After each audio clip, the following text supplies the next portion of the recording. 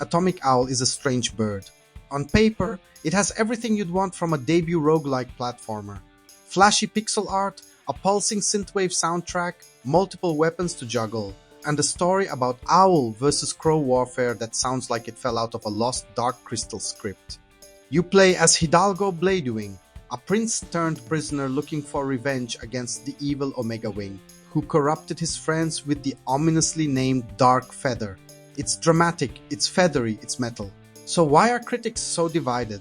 The Sixth Axis was surprisingly upbeat. They found Atomic Owl approachable, compact, and fun, clocking in at around 6 hours. The progression loop clicked. Collect Mesa to level up, unlock permanent buffs, and snag temporary wing remnants like triple jumps or fire damage. Combat was simple but satisfying, platforming tougher than the bosses. And while the story didn't soar, the visuals and music carried it.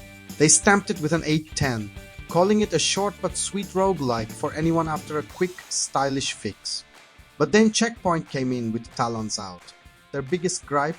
Atomic Owl isn't much of a roguelike at all. Death resets your progress, sure, but every level plays out identically, enemy placement and all.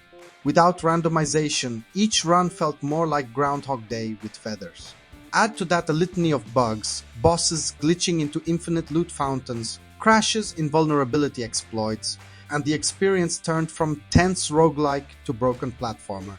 Their verdict: just a standard platformer without checkpoints, slapped with a brutal 3.5/10.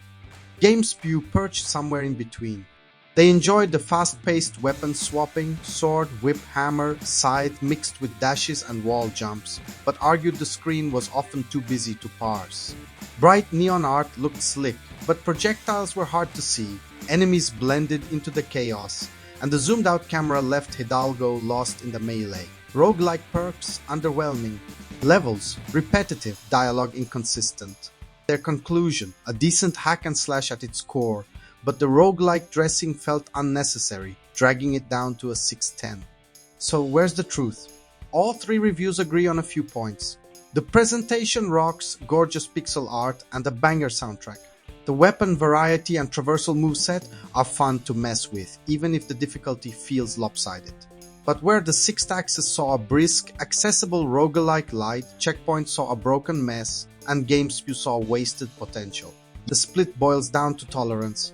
If you're forgiving of repetition and rough edges, Atomic Owl can be a fun weekend fling. If you want roguelike depth or polished execution, it'll test your patience. For a first outing from Monster Theater, Atomic Owl is ambitious but uneven, more birdseed than Banquet. Fans of tight platforming might still enjoy it, but roguelike diehards will likely find themselves clawing for something with more variety and fewer bugs.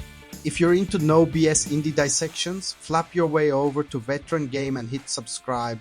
We cut through the hype so you don't waste your coin on broken feathers. Now let's ruffle some feathers.